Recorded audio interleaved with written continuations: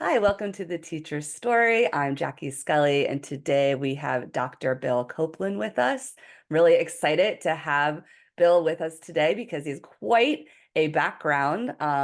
Award-winning educator, professor at Syracuse University, has written hundreds of books, has worked with so many high school students throughout the country. So I'm really excited to dive into your experience and your expertise today. So thank you for being here. Oh, I'm very excited in talking with you. I see that we have some similar views. That's great. Thank you. So, my first question I always ask my guests is what inspired you to want to get into education? Was there something earlier in your life or did it come kind of later on? What happened was I graduated high school at 16. I had skipped a year, and my father had an eighth grade education, and I thought I was going to college to get a career. And in my first class, there was this English professor teaching me Chaucer. And this was such a shock to me, and still is a shock to me, uh, that I was extremely angry and confused. And I was at a small college, Washington College. I transferred to Johns Hopkins, where it was even worse. And I realized a long time later that they were trying to make me a scholar, and I wanted to have a life. Mm. So there was this disconnect between the education system and my goals. I just couldn't understand it. So I went through Hopkins, and Hopkins at that time, as far as I know, had no career advising at all. They didn't even have a center. They probably do now.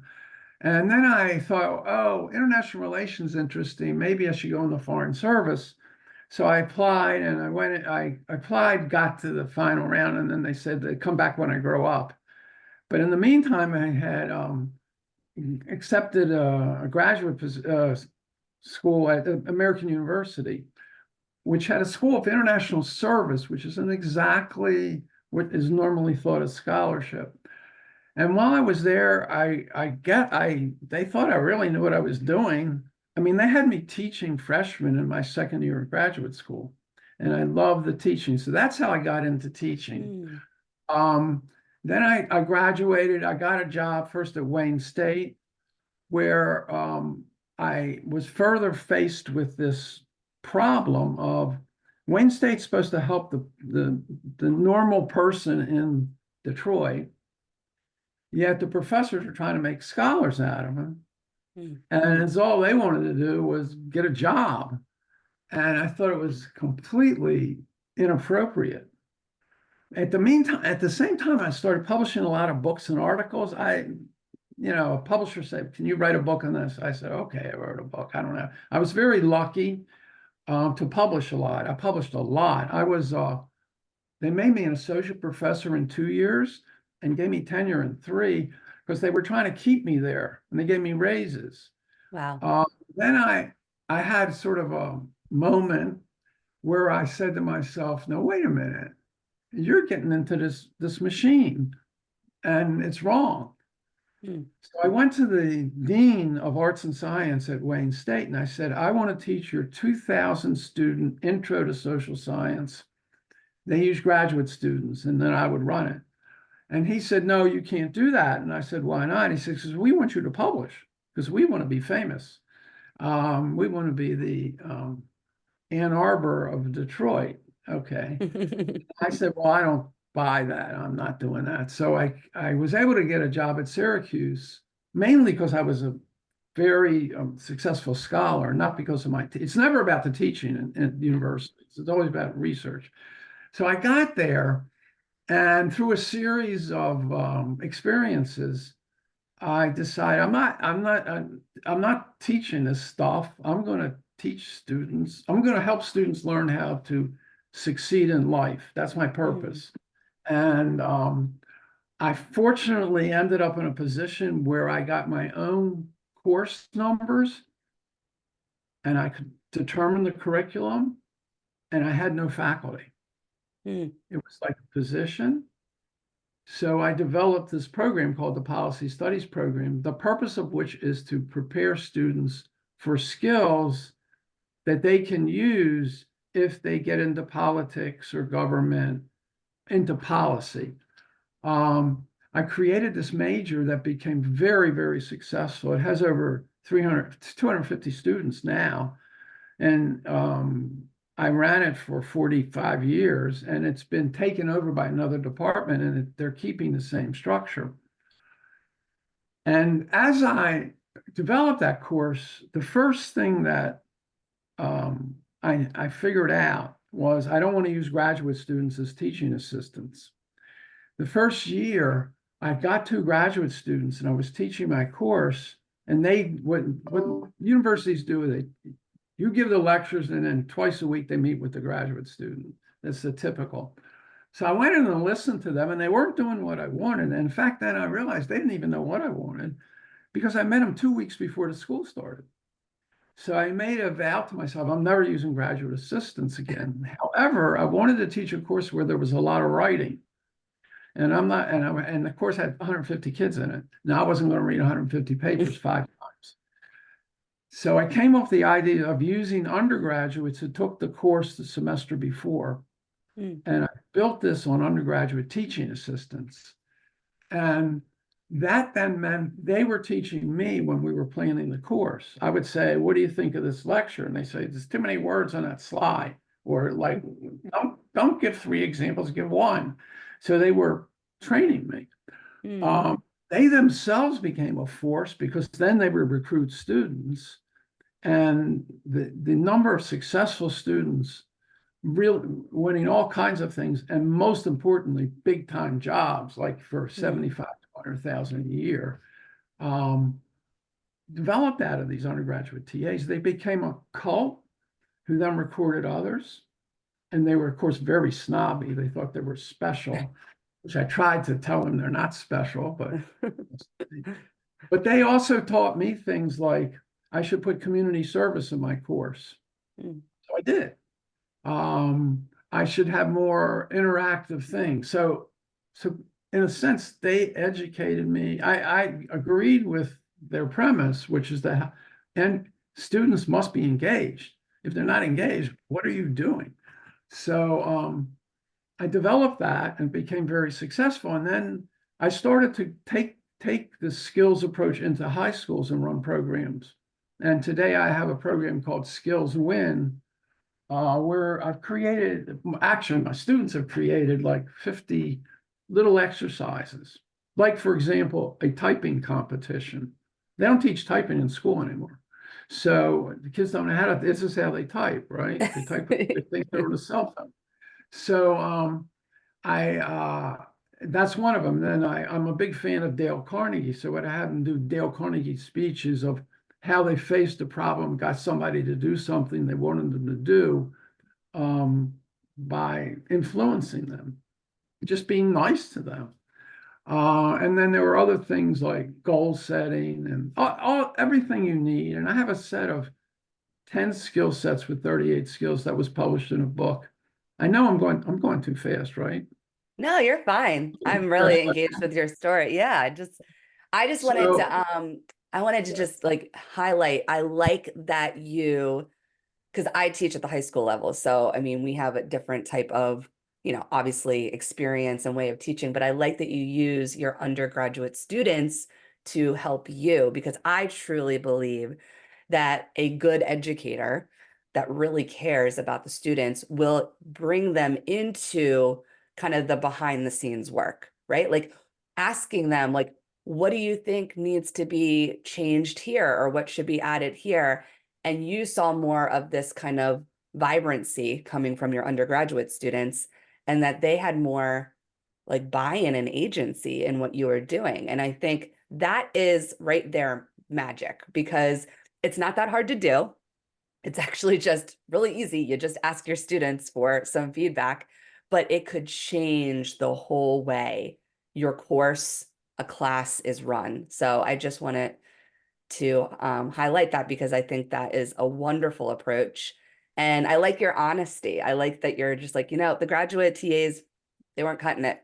So I went to the undergraduate, and it completely like kind of transformed your course. And that's great that you have worked on this course in such a way that now it's, going into high school. So yeah, if you could share more about your work in high schools that you've done over time. So I teach a class called community problem solving, which is a general term, where I have students who are coaches, and they go into the high schools and they run these exercises for high school teachers in three high schools in Syracuse, plus for the police athletic league, they run a program. And we try to run it in Boys and Girls Club, but it hasn't worked. So basically my undergraduates are going out providing skills training, and I've tried to create what I see as a skills gymnasium where kids practice skills, and we create exercises where they can practice the skills. And a couple teachers this year are going to have their seniors become coaches for ninth graders on the skills exercises we have. And maybe you'd be interested in that. I don't, Yeah, I like that. because Mentorship. Yeah. yeah, and then it'll be an internship. The thing about teaching skills is a teacher can't do it for 30 kids. You don't have the manpower. You just can't do it. And because you can't do it, then you go to lectures and books and other kinds of things. But if you have your students running around coaching, each student coaching 3 or 4 kids, and that's what happens in my college class. They have like 7 kids. Then they can answer little questions. And we try to teach them. I mean, we want them to be able to use Excel and Microsoft Word well. Well, you can't do that by giving a lecture. Right. Even online training, the online training thing's okay, but people need human beings to coach them. They need coaches, and that's sort of what I'm getting. I'm trying to create exercises where the teachers can become coaches and run these, but also get the other kids to help them who are better at it. And it's been transformative at SU. And it's very, and it's had a big impact in high schools where they teach my freshman course. So I think you're in partnership. You're in partnership. One thing I realize is, well, if I give a lecture, a third of the class won't even know what I'm talking about. The middle group will sort of follow it. The top group will understand it. So what am I doing? I'm not helping. And there's also an equity issue in this because everything is set up to get good grades, to do well on tests, then they go to college.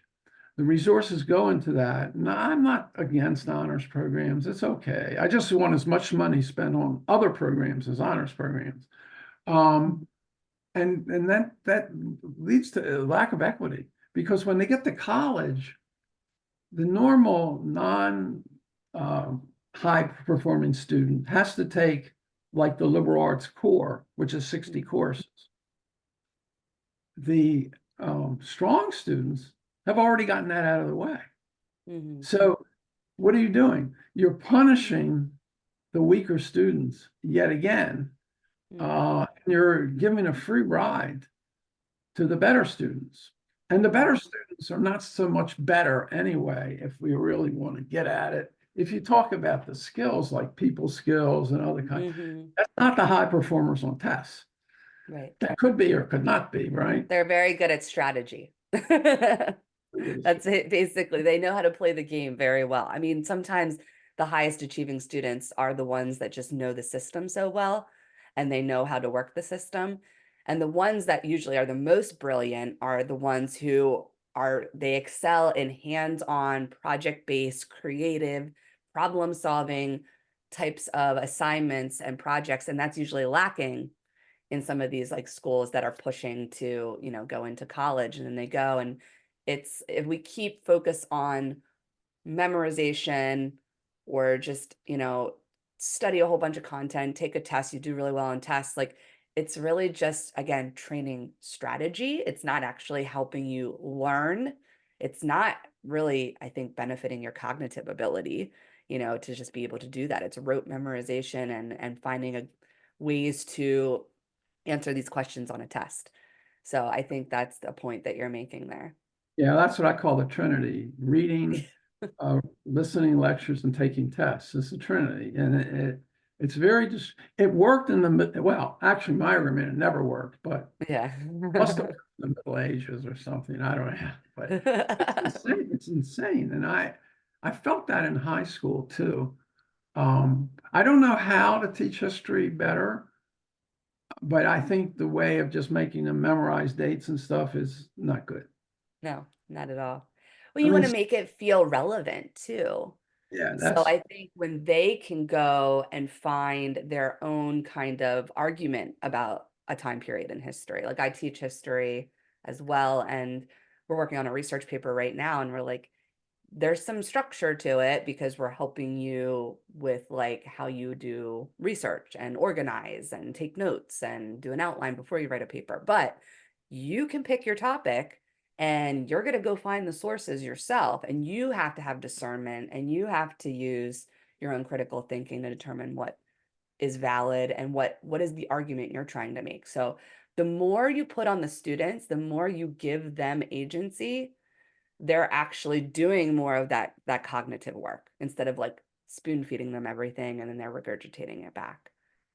Yeah, you're absolutely. absolutely right. And I teach this freshman course where the students choose a societal problem like poverty or whatever in their area and where they're from. And then there's all these prompts. They write 5 different papers that have prompts like what's the problem? What's the cause of the problem? What policies might you do? All these little prompts. So they write 5, I call them modules. They're not term papers. They're very Mhm. structured. Well, when the students come in, like they'll come to me and I don't know where do I don't know how to find a public policy. I said, well, what's the definition? Well, it's a government action. I said, you can't find a government action in the newspaper, or you're telling me that? And that's because they were always Yeah. given the content and Yeah. then they spit it back. So they're Yes. really quite incapable. A lot of Yeah. Yeah. them. They need to be able to know how to navigate. I had a teacher at my current school who retired in 2020. It was a good year to retire. She's probably like, I planned that out well. It was just her natural time to retire too. And she said, it's not about what you're teaching the students, it's about how you can help them navigate information, navigate how to come to a solution. And they got to be able to be a little messy with their thinking, and that they're going to make mistakes and they're going to fail and they're not going to get to the answer right away. And that's the beauty of it, because that's really how you think in the real world, right? Like as an adult in the real world, you have to be able to navigate all kinds of things. So teaching those skills in high school, I think, are very important, because if you're seeing that by the time students are getting to college, they're like having trouble with, navigating sources and trying to like find it on their own, we need to be teaching that in high school.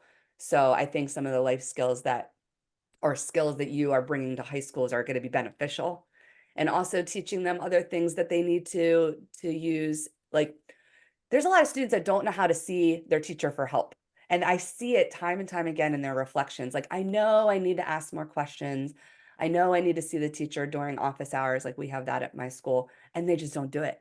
So it's like we actually have to help coach them in using the resources that they have at a school, instead of just like you get a rubric back, you get some feedback, and you toss it away. Like, well, what are you doing with it? Why am I giving you all this feedback if you're not doing anything with it? What's the Right. point? We're all spinning our wheels. Well, I think they're so scared. They're like deers caught in headlights. They're so focused on wanting a high grade. They get very nervous. I also think it contributes to a lot of the mental health problems, Yeah. is because you're putting them in a really bad situation of either making them memorize or having this ideal thing they need to write that they don't know that's the ideal thing. And so what are they doing? They're trying to guess what you're thinking. And that's not very useful, because it's threatening. And students are are very nervous, and I deal with I deal with a lot of freshmen, and they're very confused. First of all, they're looking at this liberal arts core that has all this complexity that doesn't make any sense, and then they're worried about their grades, Mhm. and so I think I just think it's not good for mental health of students. And I'm Mhm. not blaming all the anxiety and all the mental health problems on it solely, but I think it's got something to do with it for Mhm. some of the kids. So, and you just have to make them. In my class, I say, now listen, anything I say, don't trust it because I just talk. I'm just speculating. I mean, I have some knowledge, but I don't have all knowledge. So when I Mhm. say something, you have to attack me and say, what are you talking about? Yeah, Because yeah, I can tell you I don't know everything. In right. fact, I don't know very much. And by the way, you don't either. And what that's okay not to know anything. It's better to say you don't know something than to say you know something. Yeah, And you have to teach them humility. And that conflicts with, well, here's the real content, learn it. Because we know the content is completely speculative anyway, except maybe in the yeah, physical sciences. And so you've got to make them realize that they have to own it. yeah. It's okay if they own it. And if they don't own it, they're in trouble. And it takes quite a while. For example, one of the things that keeps puzzling me is I give them my skills spiel and they don't get it. And so a kid comes to me and says, I don't know what I want to do in my career.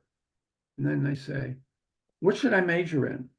And then I say, it doesn't matter what you major in. What you have to do is get skills like Excel, you're a good writer, this is what you have to get people skills. And after I say that, the next question is, well, if I major in sociology, would I get those skills? Like, totally missed the point. That's not the point. The point is You could get those skills in any major. Yeah, well, yeah, exactly. And they don't buy that because there's such an emphasis, you got to choose a major. yeah, And so they don't buy because it's part of the requirement. So therefore it must be very important. Besides which, you become president of a sorority, you're going to have a lot better skill sets than the typical student or head of student, not even a yeah, student yeah, representative, or you're going to be a peer advisor for the health department, the health people, those kinds of experiential activities. And I'm a big proponent of experiential learning. That's so hmm you said project management, problem solving. I hmm like the students to have clients and they have to write a research report for a client. Every one of our majors writes an individual research report for a nonprofit or government Mm. agency. And the report isn't fancy. It's just a bunch of bar graphs. It's not like multiple regression and all that kind of stuff. It's like something the client understands. And then when they work with the client, they realize the client really doesn't know anything about surveys. They're telling me to do this and that, and they don't know what they're talking about. But I have to do something that convinces them what I'm going to do is being useful. Yeah, And going through that process practices all the skills. So yes. That's what we were talking about earlier. Like you have to make space in a course, in a schedule. Like I think back to high school, like the schedule's so packed, they're just doing like bite-sized lessons like throughout the day. So it's really hard to do this kind of project-based like experiential learning because you need time for that. But that's where they actually learn the most. We have a program called Capstone, which is outside of the school day. You know, you fit it in like lunchtime, meet with your advisor after school, whatever that is. You got to do a lot on your own outside of school, but they actually learn a lot more in that one type of project than a lot of things they're learning in their classes. And I'm like, what if we actually use the school day to build this in? Because these students have so much to do outside of school, the sports, jobs, taking care of families, homework, right? And so I feel like there's a lot of wasted time in school. And there's a I lot know. of wasted time.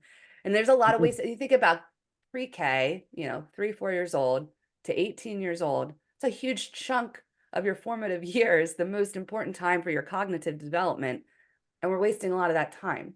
That doesn't make any sense to me That's at right. all. I agree with you. So I feel like we need to make space in the schedule. You could still have traditional types of classes, but if you can make some space in at least, I don't know, a couple of the days in the week where students are out in the field or they're working with an advisor on this capstone project for like hours at a time, that they actually feel like fulfilled by it.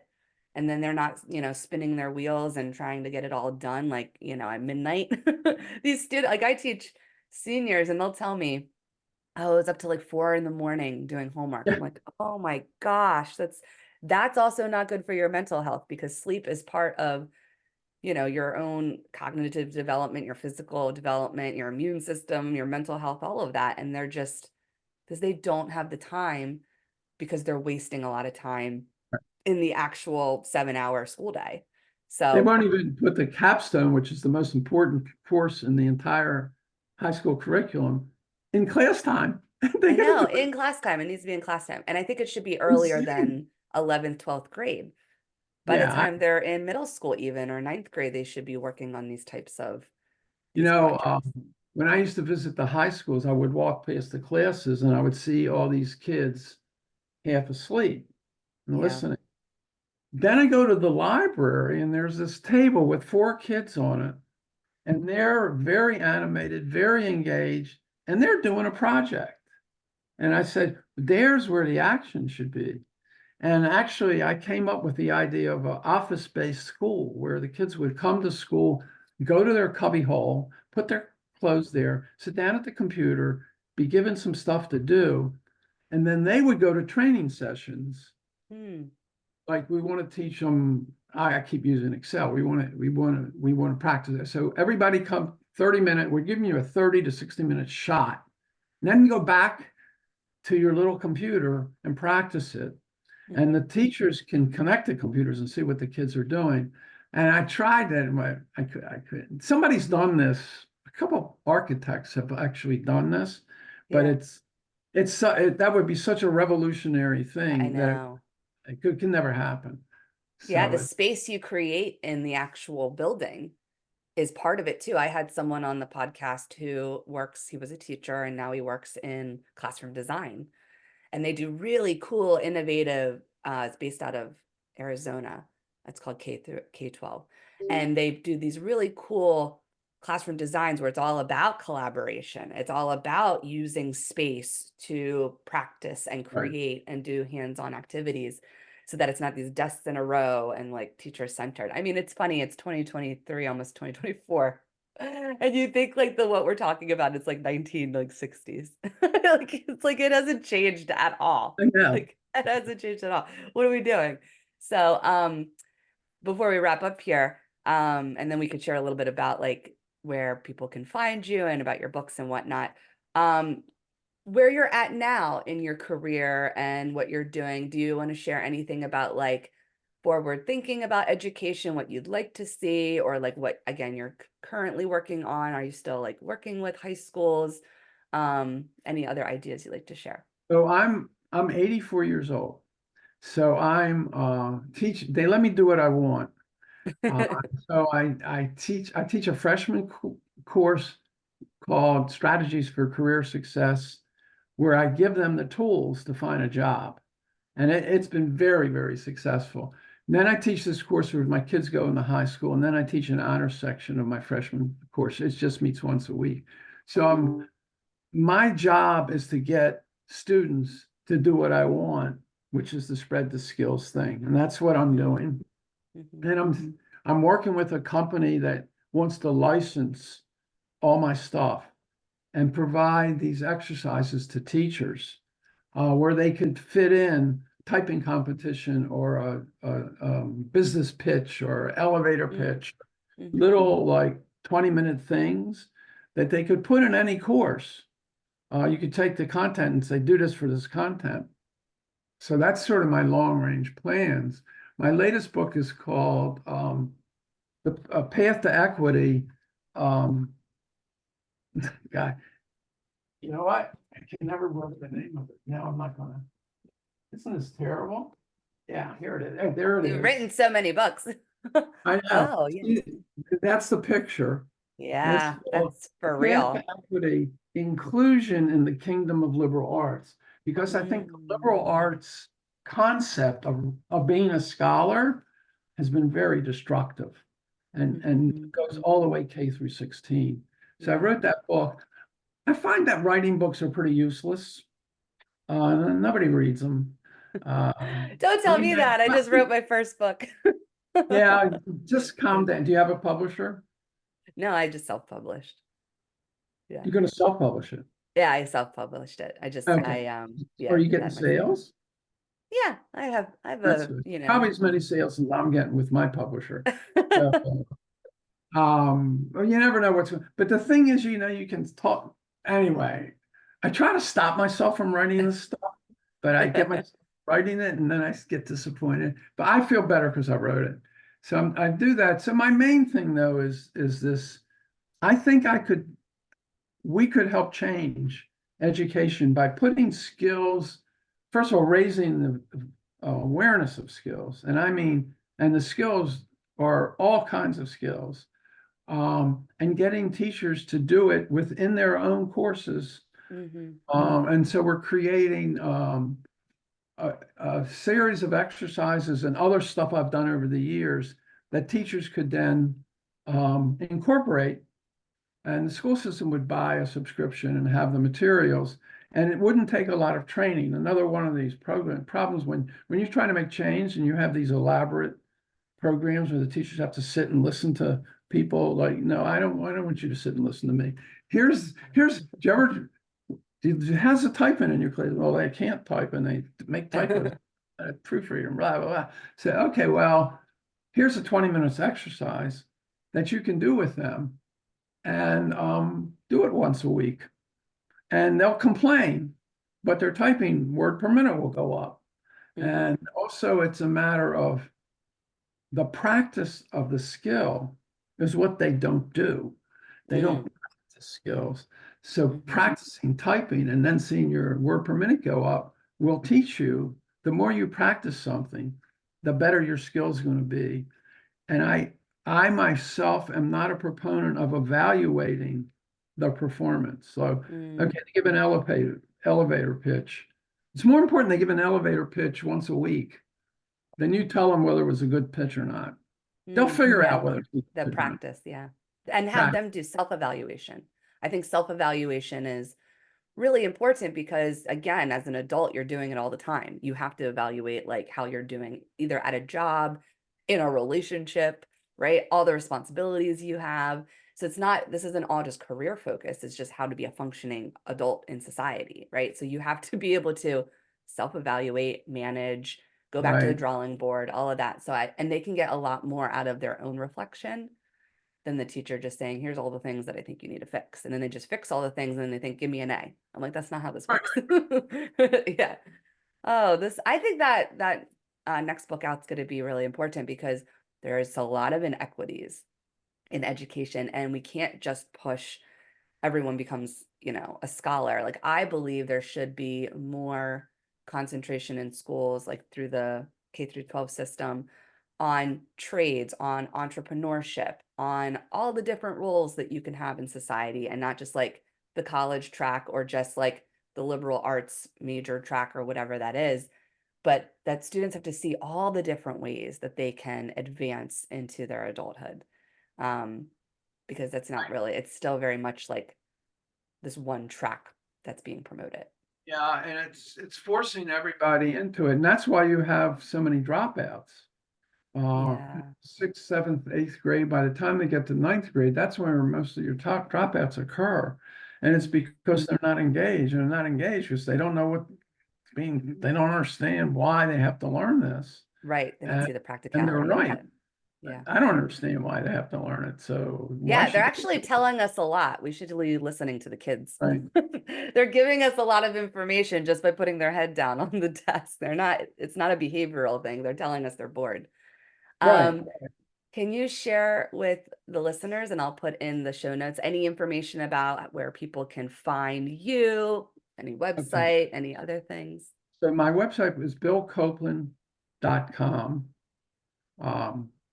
Billcoplin. It's spelled like Coplin.com. And that will give them access to my Skills Win program, Okay. as well as the latest books. And I read my biggest seller book is called 10 Things Employers Want You to Learn in College.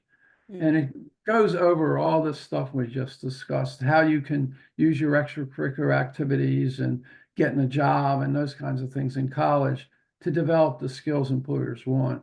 So that's the basic book. It's last published in 12, so it's been through 2 editions. And then the latest book is The Pursuit of Equity, which makes the argument that this liberal arts framework and the way things have set up has been extremely destructive of, hmm of both students and teachers. And the one positive note I have is I think the skills revolution is happening. hmm Because hmm if you look at what's going on, first of all, you have grade inflation, which I always thought was a good idea. Because what? Why? Especially if you're going to test comprehension and memorization. Right. You have threats to authority from both the left and the right about what's being taught, Mm, which leads to a breakdown of standardization of the content because you can't standardize the content. There's just too much of it, yeah. and you get too much in these curriculum, um, and that the students are not putting up with it anymore, True. um, and they're either passive or they're angry or they hmm drop out. And then you have the teachers being hit with all these new requirements and new approaches and on. It goes on and on and on and on. And then you have um, the attempt to develop mental health, what SEL.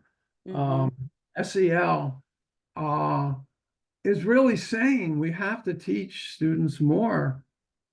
We have to teach them how to live. And I think hmm I know a lot of teachers don't like SEL and they think and that's because of the way they run it out. There's all this stuff, more stuff, more stuff, Yes, stuff, it's the stuff. way that it is programmed or packaged. Yes. Yeah. And Instead of so the purity of it. opposition, but I think it's the right, as you said, holistic. You got to teach the whole student. You have to Mhm. help the whole student learn. I don't even like the word teach. You coach Mm. them and help them I like learn. coaching. Yeah. It's really, and if teachers saw themselves more as coaches as hmm less as information providers, hmm um, I think we'd be better off. But I don't blame the teachers. I hmm blame the whole system has put them in hmm this situation. So Yeah. I was thinking, I've been calling for this revolution. It's actually happening. Yeah, And it it's not is. happening by conscious choice. The administrators and teachers are forced into it Yeah. because the kids won't Yeah. put up with it. Yeah. And there's such chaos. And people hmm are saying, like, how many teachers have your attitude that you're teaching the whole student? You think most of the people in your No. school? No, they want to make scholars out of them, right? Or they want them to be really Yeah, good or readers. they're only seeing what they do in their class, in their department, in their subject, where that's part of what I do, but I've always said I am a mentor first before anything else. Like I would promote being someone who focused more on like the SEL actually than even just my subject content area. But a lot of teachers still feel such this identity connection to their content, to their Oh, yeah. degree. And I'm like, that's a piece of it. And that's okay. That's important too. We're not throwing it out the window.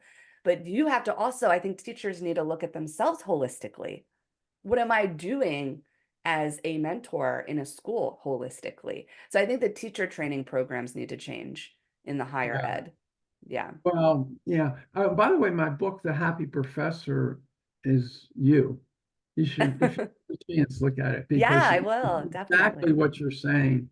Um, and then you'll be happier. You're happier if you're helping the people you're working with. What Yeah. kind of situation are you in where they're always mad at you Yeah. and they always treat you like, a tool to Yeah. give them an A? You're a tool. You're not a person. And so Yes. how can you be happy in that kind of relationship with Yeah. students? So I think it's, yeah, I think we agree a lot on this. And the other thing about the SEL thing, the SEL is okay, but I'm on skills and time management. One of my skill sets is called taking responsibility and then Mm, time management.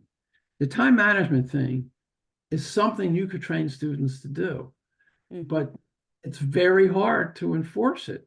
You get all these mhm. excuses and then you and there's so many of them, and what are you going Yeah. to do? So the SEL people may not like the time management thing. Yeah. you know what I'm saying? Because I it's could too see it hard. being intertwined too, because a lot of Yeah, your own social, emotional development is developing your skills because students will feel more successful, they'll feel more in control, they'll feel that their productivity is better if they have things like time management, if they are organized, if they're working on executive functioning.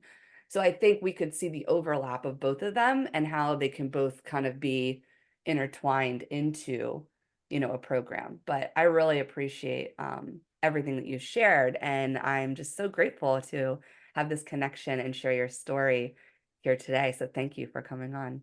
all right. I've really enjoyed our conversation, and your students are lucky to have you. Ah, yours too. I could definitely say the same.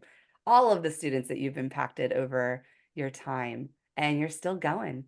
I know. This is very inspirational for me because I just hit 40 a couple years ago and I'm like, don't give up yet. Got to keep fighting the good fight. So No, it's it's part of your something, life and you enjoy it. yeah, And yeah, you're, it's our no, life mission. I can see that connection. Well, thank you so much thank you. Great and have a talking to good you. day. Great talking to Okay. you.